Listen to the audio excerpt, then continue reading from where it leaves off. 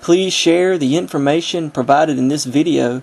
Always remember that a crucial part of removing a person's confusion is understanding his or her unique source of it. Music is a big part of the Christian religion, but it is not without problems. First, it is usually way too upbeat and positive.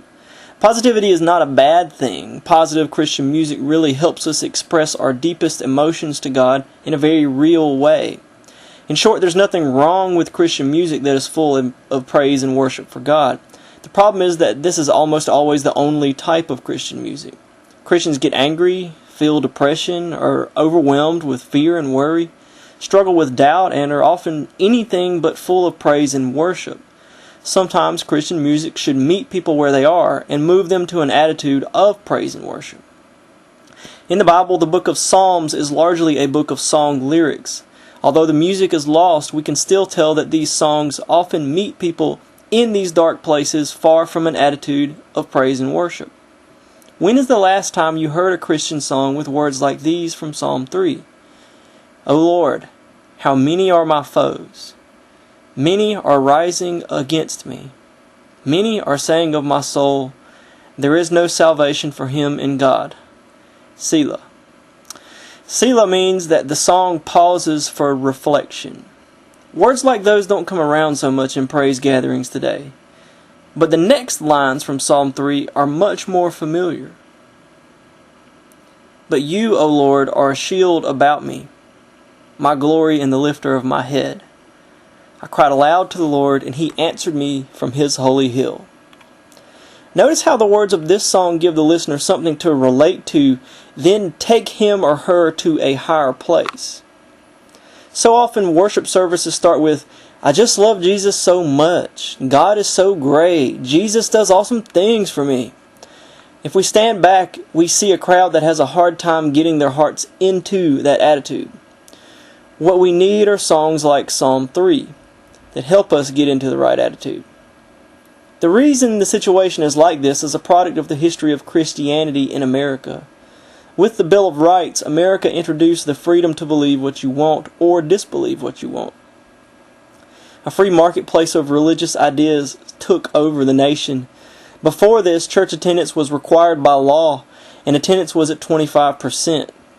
But afterwards, church attendance jumped to 80%. America was a Protestant nation. People felt the shackles of old world religious control were gone. Then, as science moved onward to the turn of the century, the world modernized in a big way.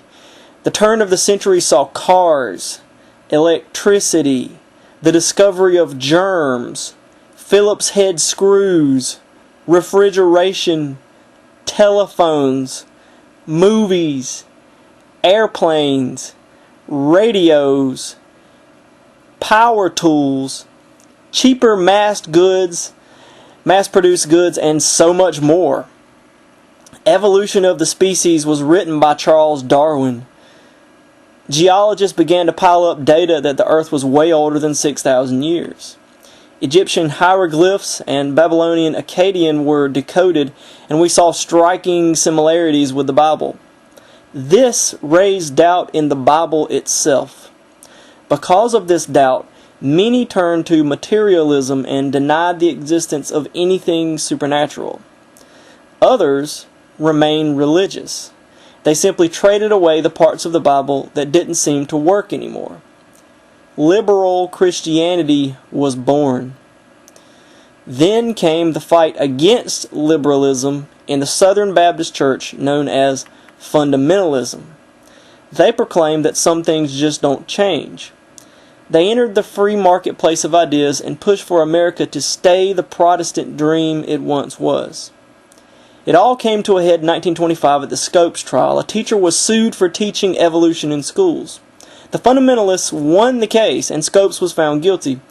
But the case was also a debate of ideas. Here, the fundamentalists came out on bottom. America wasn't going to be completely Protestant anymore. So the fundamentalists pulled inward and formed the Bible Belt. The idea was, just don't try and change us. Imagine growing up in a society where almost everyone is Christian. People didn't convert to Christianity, they were born into it. It was all they had ever known. The belief was that to be holy, one must distance himself from bad influences. But science popped the bubble. Television brought rock music into your living room. It's hard for us today to realize how overwhelming this would have been. With modern media, it has become much more difficult to distance yourself from bad influences. This is a market force behind Christian music to this day. A person purchases a Christian album because he or she wants to create distance from bad influences. Therefore, the Christian music that sells is the super positive, I love Jesus so much type. This does bring an age-old condemnation on Christian musicians. Are you in it for the money? Are you making this type of music not because you like it, but because it sells? This is a problem for music in general. People even say they like college football because the pros are in it for the money. Paul wrote to Timothy 2,000 years ago that the love of money is a root of all kinds of evil. Another problem from this is that Christian music becomes something made just for Christians to enjoy. In fact, it really becomes something just for the more committed Christians to enjoy. This would present no problem if Jesus had not said, "Go therefore and make disciples of all nations." Many Christian artists have dealt with this issue by making their music more secular. This debate between secular and Christian has been a fierce one in Christian circles. Some bands will openly say they are Christians, but sing about breaking up with girlfriends, growing up, or dealing with bad experiences. Some bands will do all of that, but throw one or two Christian songs on the album. Many bands learn to master the art of singing ambiguously about Jesus. The lyrics can be taken in a Christian way or another way. Almost always the reason given for all of this is we wanted to reach more people. This is an understandable goal given that Christian music is often intended just for Christians. But the old snake rears its ugly head. Is this desire to reach more people really a desire to make more money? Bands start to make a lot of money by appealing to mainstream audiences. This is especially true when the artist effectively uses ambiguous language. The listener can hear what he or she wants or needs in the song, and it can be totally different for each person. Ambiguity is the perfect tool to make money. In the late 1990s, the band Switchfoot was experiencing some success, but their 2003 release, The Beautiful Letdown, sold 2.6 million copies. The album mastered the art of ambiguity necessary for mass appeal. While the band remained clearly Christian, their hit songs, Dare You to Move and Meant to Live, were where the ambiguity was. These songs were heard by far more people, and you couldn't really tell for sure what they were about. That is, unless you buy the album or read about the band. Not to be outdone, secular artists have released their own great accomplishments in ambiguity. Bands like Creed or Hoobastank were masters at keeping people wondering, what's this song about? Evanescence went so far as to be offended that people kept thinking they were Christian. Mastering this art while keeping the music in step with the seriousness of all the possible messages has spelled big dollars for any musician. Some Christians respond to the lack of clarity by refusing to listen to music unless it is clear as a speech. They wind up listening to Christian rap. The problem with this type of thinking is a misunderstanding of what art is. Art is essentially communication. It is an attempt to express something. But all communication is not really art. Art is the attempt to say something which you find hard to say, but still understand yourself. Art is essentially a pursuit of clear explanations for things that are hard to explain clearly. Art is an attempt to push the boundaries of expression and communication. As art progresses, things become easier to explain, and art has to break into new territory. So true art must always be a little ambiguous. This is because art is inherently difficult. But it is different for the Christian band that goes secular through ambiguity. They're being intentionally ambiguous. This contradicts the very purpose of art. To be fair, many times things about God are hard to express. But with many Christian songs, expressing what they mean would appear to have been possible. We must ask, why? If art is about communication, then why would bands intentionally make it unclear? The reasons that these bands give are often ridiculous. Speaking for the band Listener, Chris Nelson says that, yes, I am a Christian, and yes, Dan is a Christian, but I think it is a very American thing to take your faith and place it as a trend or topic or a culture, rather than being a very sacred thing that is very personal. For me, it is uncomfortable for somebody I've never met to come out and ask me questions about my faith without having some kind of a relationship with them or even talking to them first. It's never been a goal of the band. We want to commend Chris for his emphasis on personal relationship evangelism. In fact, nothing he says is untrue. There are just other relevant facts that he's left off the table to reach a false conclusion. His reasoning reduces to the absurdity of all proclamation of the gospel being just a trend or a brand. The irony is that the gospel has been proclaimed for the entire history of the church and has led to many becoming Christians. Under Oath has broken into the mainstream with the melodic metalcore sound. In fact, Christians were at the very heart of this and the emo movements. Under Oath vocalist Spencer Chamberlain has said of Christianity, backbone of our lives, especially in the way that we handle certain things. But it's not so much the backbone of our lyrics. It's not like every song is a lesson from the Bible or something. It's just normal life struggles. Essentially, Under Oath wants to sing about something other than God. But let's think about that. The Christian God is the source of all exists.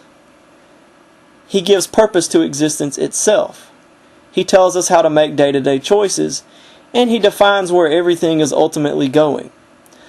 So the question for Under Oath is this: what else is there to sing about? By far, the most interesting reason for Christian bands going secular is the idea that they will reach more people for Jesus by doing it. The claim is that by making the music for everyone, it will reach more people. Then, as people come to respect and enjoy the band, they buy the CD or read interviews. In this stuff, the details are revealed and people get confronted with the message of Jesus after building a type of relationship with the band. It's easy to see the possibility that this technique can be effective. It works out like this. Level 1.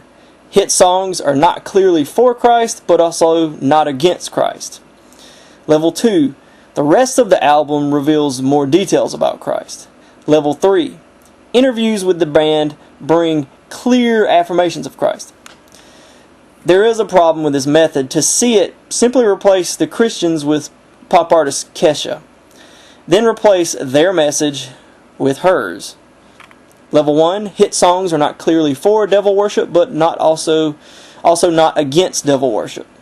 Level 2, the rest of the album reveals more details about Satan. Level 3, interviews with her bring a very clear affirmation of occultism and devil worship. Kesha's hit singles reveal a party girl who wants to get a little wild.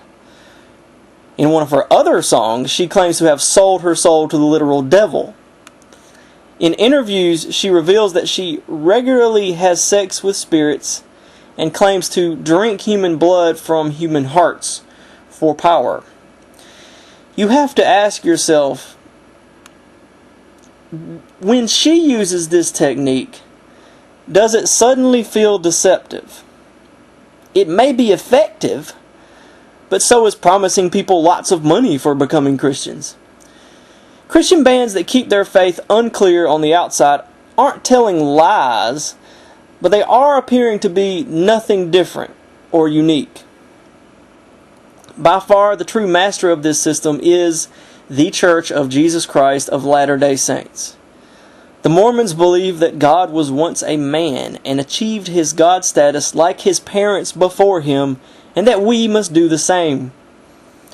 But ask a Mormon what his religion is about, and he tells you, we just want to be more like the Savior, Jesus Christ. Now, exactly when a Christian band has been fake is certainly determined on a case-by-case basis. Sometimes points are hard to make. But if you are singing a song that is about Jesus, and you want the song to be for the public, then why not try to make it clear what you're singing about? If you believe Jesus died to pay the punishment for your evil, then you'll probably sing songs about it. Why is it any more complicated than that? Also remember that the failures of your favorite band don't mean that you can't enjoy their music anymore. In the end, musicians are just people, and we all make mistakes. I hope you found this video informative and enjoyable. New videos every Monday and Friday. Thank you for your time.